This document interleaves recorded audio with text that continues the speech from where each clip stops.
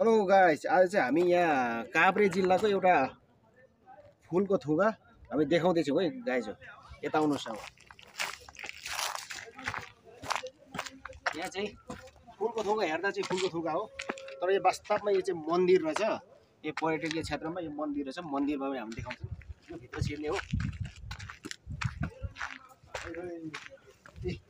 भगवानको मूर्तिहरू छन्, यतातिर छन्, यसो घुम्ने रहेछन्। यता एक फन घुम्ने। यो पर्यटकीय क्षेत्रको लागि यो काभ्रे जिल्लामा चाहिँ यस्तो मन्दिर बनाएर छन्। हेलो हेलो हेलो, यता पनि सबै फुलै फुल छन्। यो चाहिँ कमलको फुल बनाएर छन्। कमलको फुलमा चाहिँ मन्दिर पुरै वरपर यो लाइट हाल्नु बाँकी रहेछ। यहाँ यो फिनिसिङ भएपछि चाहिँ राम्रै देखिन्छ होला। Hello hello hello hello.